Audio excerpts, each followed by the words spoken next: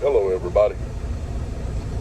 Well, me and Dixie's fixing to get us some sleep. I'm gonna have to get up really early in the morning. I'm up in Indiana, back out in the cornfields tonight. I found me a little Love's truck stop to stop at, grab a hot shower. Boy, I tell you what, hot shower helps an old man's feelings. I promise you it does. Let me take these old glasses off so I can get in that reflection there. I got a couple of messages while I was inside on a video that I had put out earlier today. And one of them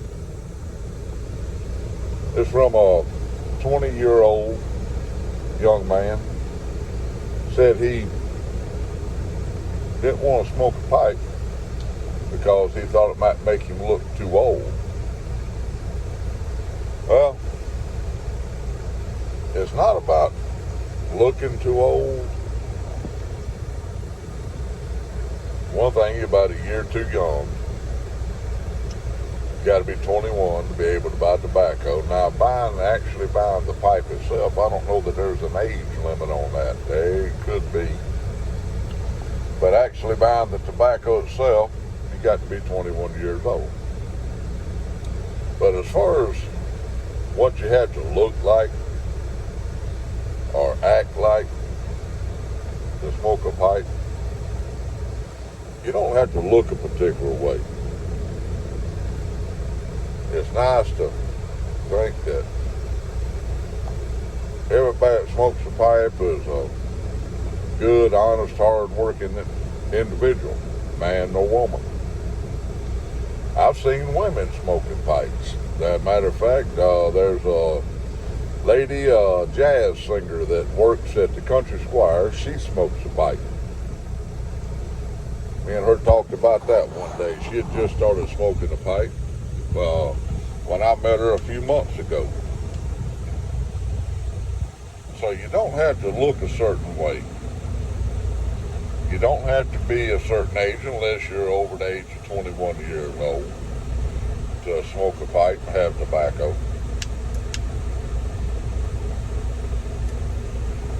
I told him to look up Mutton Chop pipe. Now, Mutton Chop has more information on his YouTube page than probably any one person on YouTube about pipes, pipe tobacco. I learned a lot from that man. I think everybody should look up Mutton Chop, especially when they're first getting started, because he can really enlighten you on the proper way to smoke a pipe. Now, like Peterson said, the thinking man's pipe. A lot of times I'll light my pipe and I'll sit here in this old truck, me and Dixie, and I'll just ponder things.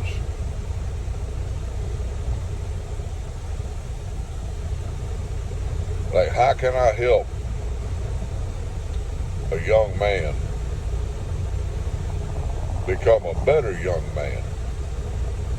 Now, personally, it's just my personal opinion that I think every grown man out there that's worth his own salt, not to say every grown man, but every grown man worth his own salt, should try to pass some knowledge on to the younger generations. If it's how to act around a woman, if it's how to smoke a pipe, if it's how to raise a child. The biggest thing I can say there is try to act like a man. Men make mistakes. Excuse me. God knows I have. Just ask Mama. She can tell you. I've made dump truckloads of mistakes before. But I've learned from them, or at least I have tried to. this younger generation, sad to say, a lot of them don't have a man in their life.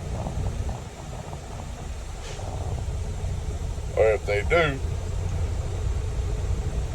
he ain't worth the salt that it took to make him. So y'all try to help a young man out there, a young woman out there, learn a little bit about life. Love y'all. Keep the Lord on your mind. Prayer on your lips, people. Because one day, and it may be tomorrow, it may be before we wake up in the morning, time's gonna be over with. Time don't run out on us. And then it's gonna be too late.